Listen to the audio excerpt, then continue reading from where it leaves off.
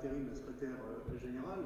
pour la simple et bonne raison que vous savez que celui qui a été amené à nous recevoir hier matin au ministère n'est autre que l'ancien préfet de la Loire, Fabien Sudry,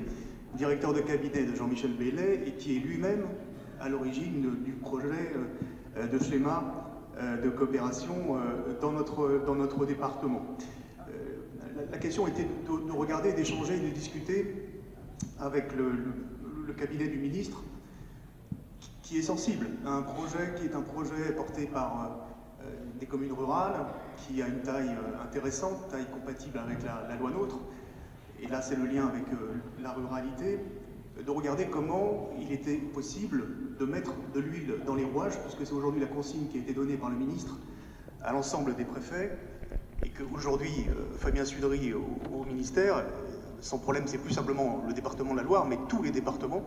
où évidemment il peut y avoir des points de crispation et des points de blocage. Et c'est vrai que nous avons identifié lors de nos dernières discussions le projet Loire-et-Mont comme étant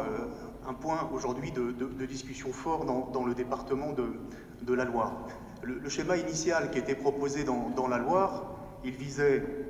à faire de 17 intercommunalités, passer de 17 intercommunalités à 7 intercommunalités.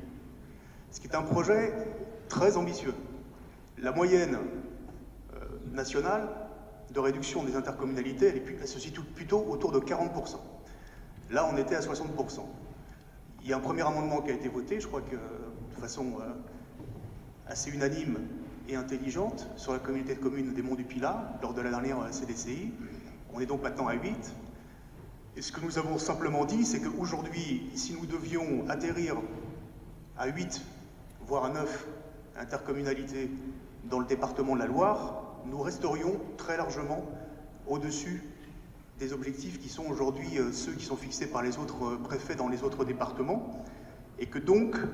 cette question du projet Loire-et-Mont, de toute façon, se reposera à l'avenir, puisque comme vous l'avez évoqué dans la procédure, et même s'il n'y aura pas d'autres amendements déposés par nos collègues cet après-midi concernant ce projet, et que, bien évidemment, la composition de la CDCI ne permettait pas, lors de la dernière réunion, puisque les agglomérations sont quand même très représentées et très surreprésentées dans cette instance, de le faire passer aux 2/3 des voix. La procédure prévoit qu'après l'arrêté du préfet, la parole soit donnée aux communes, ce qui est bien normal, avec des règles simplifiées, de majorité simplifiée. Et ce qui nous a été clairement dit hier par le préfet Sudry, c'est que la recommandation qui sera donnée au préfet,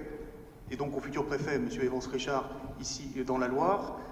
ça sera de ne pas passer outre le vote des communes tel qu'il aura lieu dans les 75 jours après l'arrêté du préfet. Donc ça veut dire quand même que de ce point de vue-là, nous aurons à rediscuter d'une façon ou d'une autre du projet Loire-et-Mont dans les prochaines semaines. Et je pense qu'il serait intéressant qu'ici, tous autour de cette table, nous puissions régler ce point de blocage, ce point de crispation, en bonne intelligence, et peut-être en laissant tout simplement ce projet tout simplement vivre comme le souhaitent ses promoteurs, et avec le soutien qu'il a pour le moment de nombreux élus et de nombreuses communes. Voilà ce que je voulais dire simplement du rendez-vous d'hier, voilà, qui n'a rien de révolutionnaire. Merci, monsieur le député. Est-ce qu'un autre parlementaire veut...